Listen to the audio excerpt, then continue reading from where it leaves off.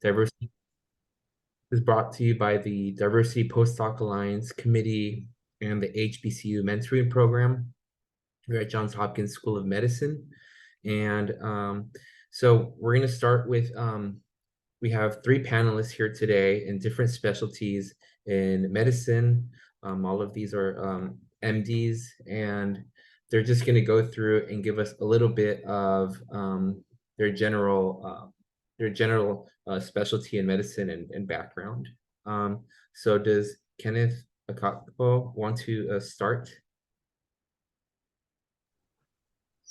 Yeah, sure, I can start. Can you all hear me? Okay, sounds good. So my name is Kenneth Akakpo. I am currently the head and neck surgical oncology microvascular reconstruction fellow at Johns Hopkins. So I'm going to talk a bit about what that entails and how I got here. We can go on to the next slide. So head and neck surgery, for short, is essentially a fellowship that focuses on managing oncologic diseases and advanced head and neck diseases.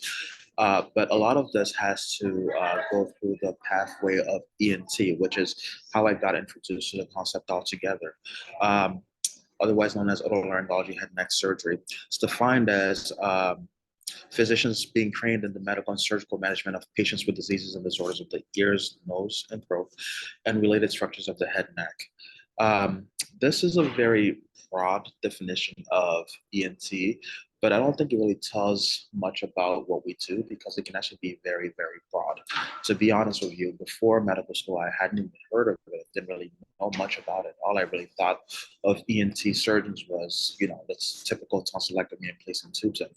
But ENT care ranges from doing things such as facelift, nose jobs, to sleep surgery, to skull-based surgery in conjunction with neurosurgeons, to allergy as well, and pediatric ENT, where you reconstruct airways based off of inability to breathe. So there's a wide breadth of what we do, and it's just, I think, very misunderstood. We can go on to the next one. So the way I got into this, as I had mentioned, was by essentially figuring out that it was a pretty interesting field in med school. I hadn't even really considered it, but as you might expect, getting into the field requires 4 years of undergrad, an undergrad degree of your choosing. Doesn't necessarily have to be pre-med, but there are pre-medical prerequisites, as you said. And some actually do proceed with getting additional training before applying to medical school. Medical school is typically 4 years, at which point you should get exposure to various specialties. In medical school, I honestly thought I was destined to be a cardiothoracic surgeon, was on a track for it, and then later on realized that it wasn't the path for me, and thankfully found ENT head and neck surgery, and I said, this is exactly what I want to do. But during that time, you have to find your mentors, have people help you throughout the process and recognize what you're doing right and what you're doing wrong, because a lot is required to enter these specialties. And while not extremely difficult, you don't know what you don't know. So it's very important to have someone guide you through the process. I eventually made my way to the Medical Oncology of Wisconsin, where the residency is actually 5 years. There are some ENT residencies that do go up to 7 years, and the extra 2 years is typically reserved for research. Your typical 5-year ENT residency is actually incorporates about 4 to 6 months of research, depending on the residency program you go to. My residency program incorporated about 5 months of research into the residency itself. So you do get a fair amount of research throughout the time. During the time, you get to, again, gain exposure to various aspects of ENT and decide whether or not you want to go the generalist route or you want to go the subspecialty route, which is what I decided to do. Which brings me to my fellowship in head and neck surgical oncology and reconstructive surgery. This, as I mentioned, is optional. This fellowship is 1 to 2 years. The one I am in is 1 year. And as I mentioned, I decided to proceed with head and neck oncology and recon surgery, with the last step being becoming an attendant, as you might expect.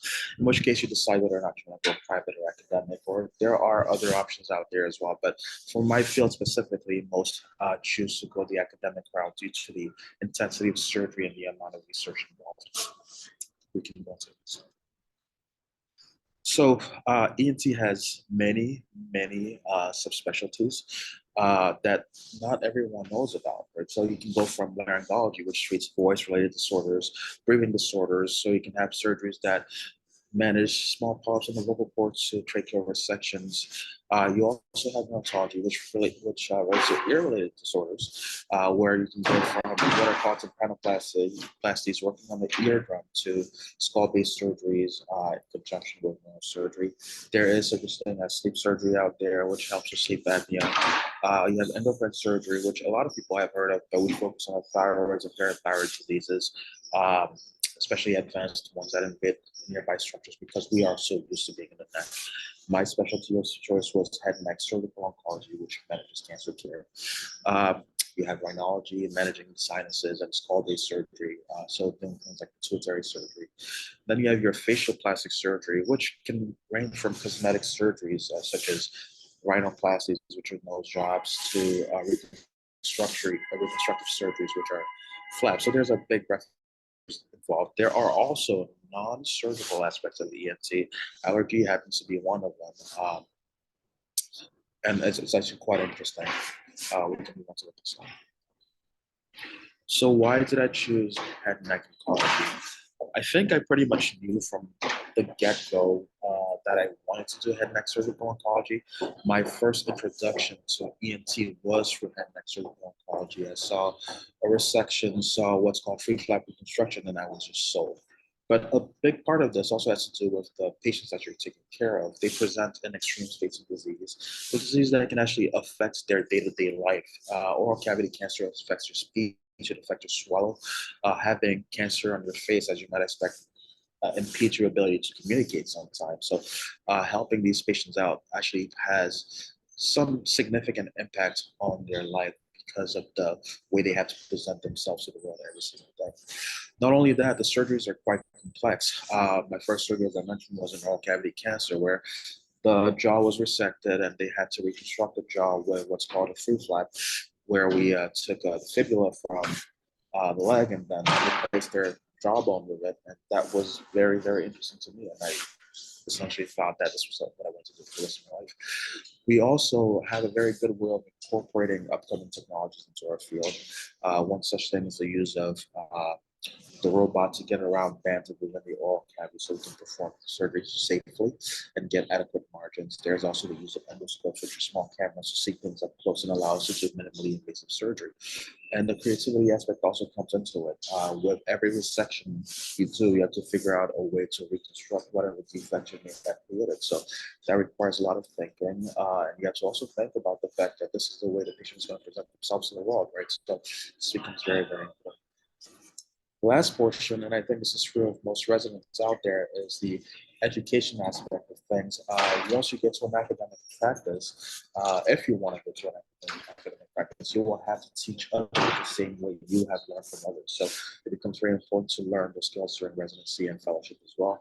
And lastly, personally for me, global health related efforts. ENT, as you might imagine, is not very common in the outside world. It's quite common in the US, but even then, we don't really know what ENT surgeons do. So you might imagine that in other countries it's actually even harder. So I am very focused on trying to focus on being able to teach head and neck surgery, specifically in my country of origin, but other countries as well. And we can move on to the next slide. I think you might hear this throughout all the talks today. It's very important to explore different specialties when you get to medical school. I came in thinking I was going to be a thoracic surgeon, as I mentioned before, but you never know. ENT was never even on my radar, but it turns out that I loved it. So you might find yourself doing the same when you're in medical school. It's important to seek mentors as well throughout the pathway. You know, you don't know what you don't know. They'll help you throughout all respects of the career path, whether it be the academics of it or the personal life aspects of it, because that matters as well. And it's also very important to persevere through all of this. It's a tough road. It goes by very quickly, but it is a tough road. All these obstacles that you'll face are not necessarily surmountable. You just have to have the right people around you to help you out with them. So you essentially figure out the process. And it's also important to take care of yourself. I think while going throughout the process, I'm sorry about the noise, while going throughout the process, we forget that we have a life, right? Because we're trying to focus on getting to the next step and the next step and the next step. But none of this can come through if you are not able to take care of yourself throughout the process. So that's something paramount to everyone that I work with. With that being said,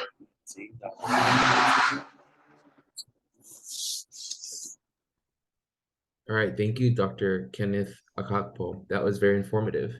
So next, we'll move on the list to Dr. Laura Linville, who is in medical oncology. Hey everyone, let me share my screen really quickly and we can get started.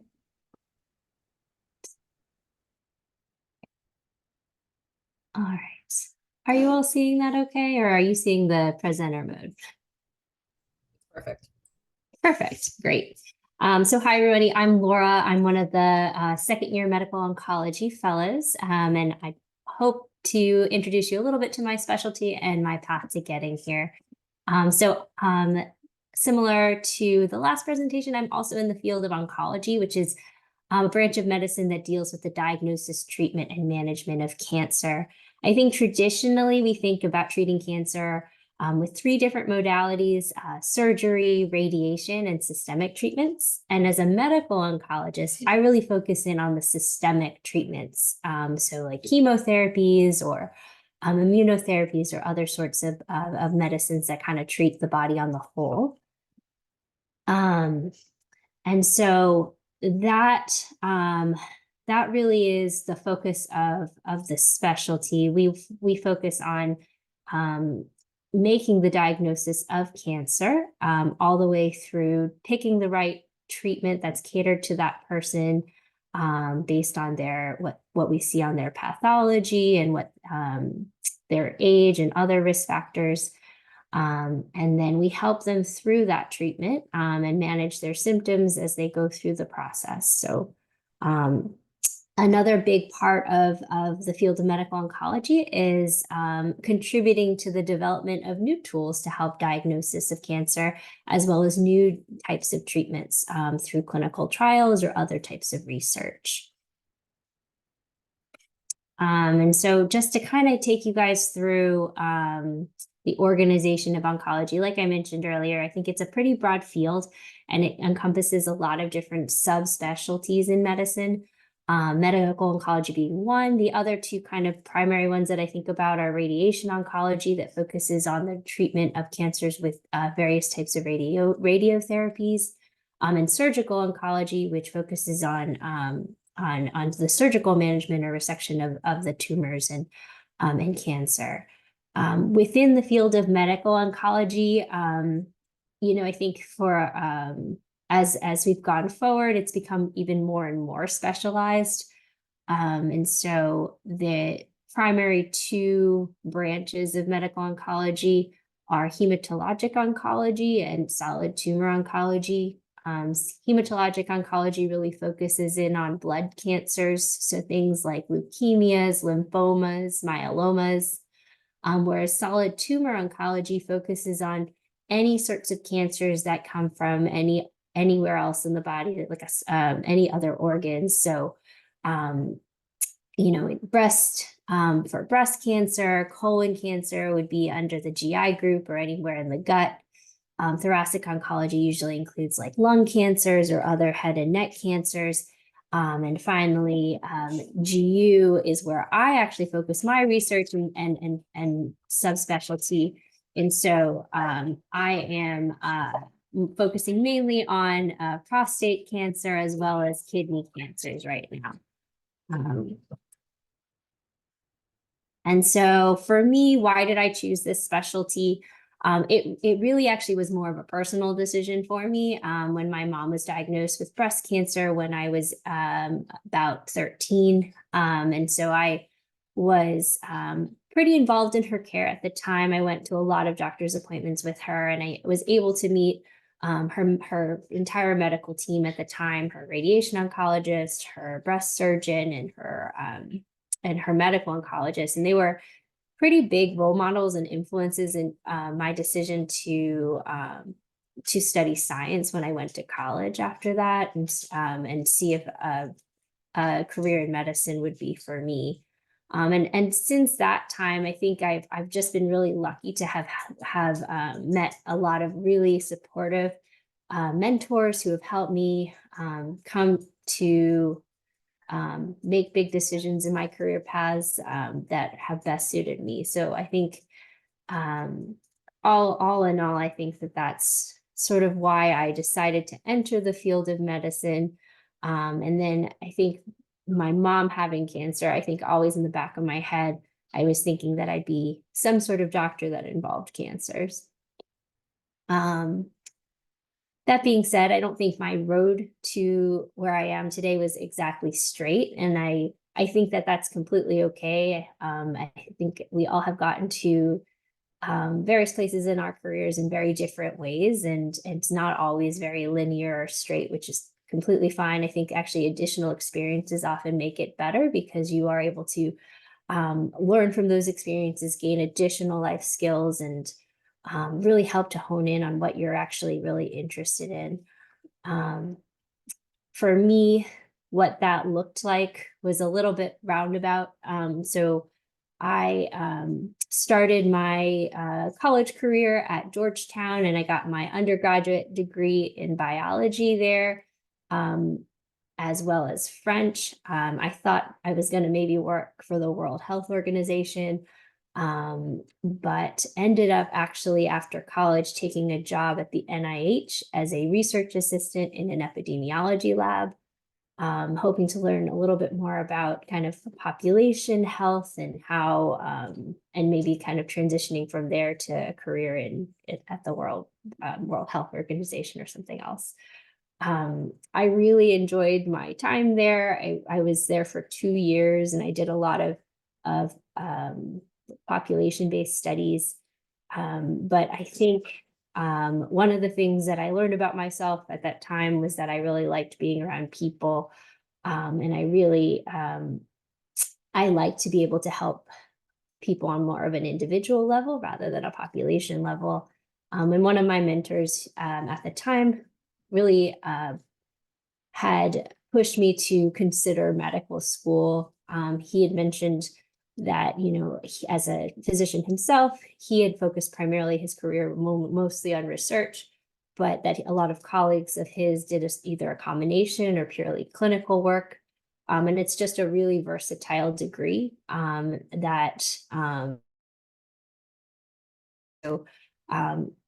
with his recommendation, I think that was what really was the impetus for me to apply to medical school.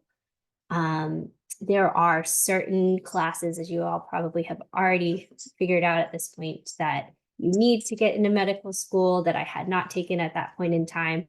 So while I was still working there, I did some post-bac classes. I think I had to finish organic chemistry and physics in order to be able to apply to medical school. And I took those classes at nighttime in order to finish them. The following year also did a master's program to get more science classes under my belt, and applied to medical school the following year.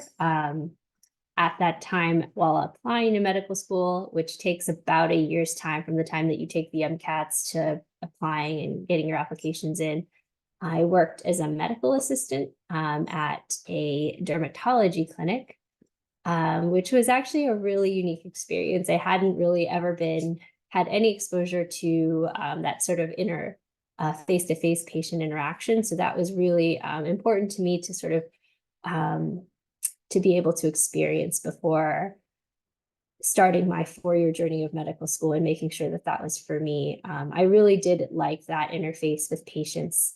And I really was able to, while dermatology itself may not have been the field for me, I was really able to be able to understand sort of how a clinic works and get that idea of how a clinician and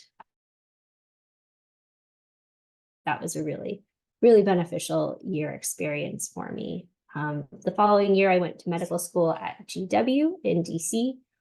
which is 4 years, followed by an internal medicine residency, also at GW. So for internal medicine residency, the decision to pursue internal medicine versus surgery versus another type of specialty was another huge decision point that you'll go through during your during the medical training process. I think that during your 3rd and 4th years of medical school, you're really given an opportunity to rotate through all the different kind of primary specialties, so you can really get a sense and a flavor of what you like. It was very clear to me pretty early on that I was not very comfortable in an OR, and that was not for me, unlike Dr. Akak. But I think that I was very interested in kind of thinking through processes and thinking about how things work, and trying to make them better. And so for me, that was something that I could do in internal medicine. I also really enjoyed sort of being able to see patients through not just one visit, but sort of longitudinally throughout their treatment and care. And so that was another big benefit of being in internal medicine, that really drew me to that residency. Traditionally, internal medicine residency is about 3 years, but you can do an additional 4th year as a chief resident, which I ended up doing. For me, I think I really enjoyed being in an academic environment where people were curious. There was a lot of teaching and research happening. And so that was a decision I made to become a chief resident in order to be able to learn more about academic medicine and get a little bit more experience as being from a teaching aspect and a mentorship aspect.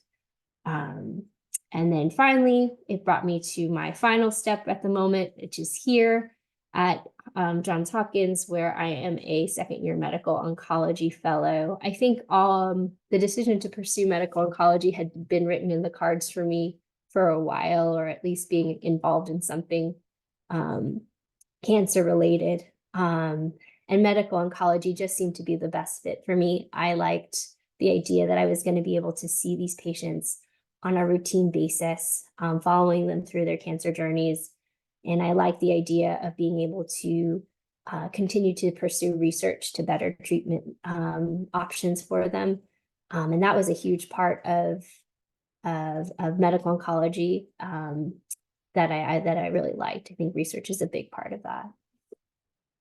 And as for what is next, next would be deciding on a big girl job, which would be some sort of attendingship, whether that's in academic medicine, private practice, which I think was mentioned in the last presentation. Those are primarily the bigger or more common sort of jobs that medical oncologists will take after fellowship.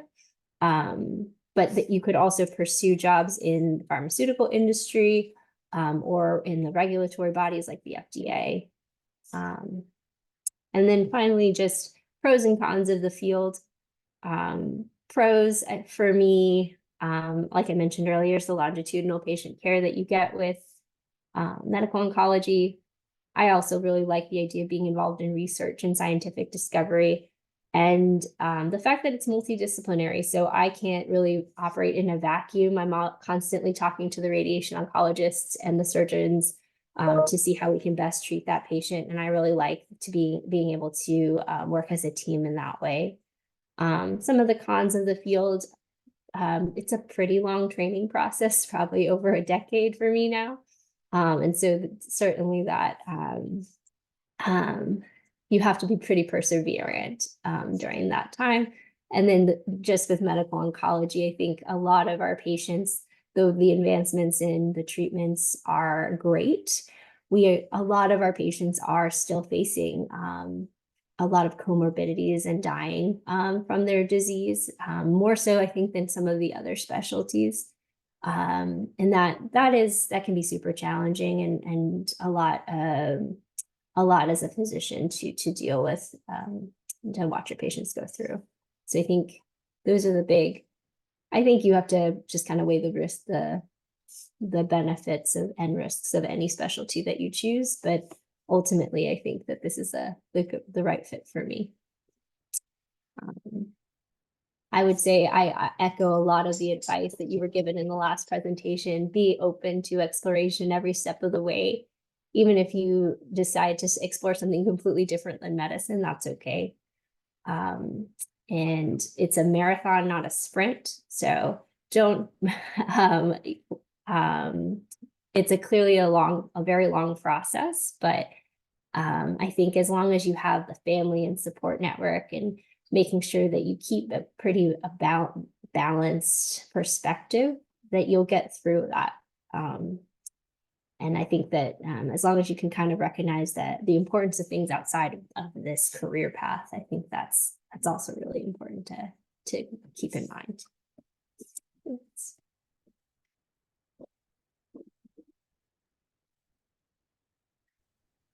Thank you very much, Dr. Laura Linville. That was really great to see your career path.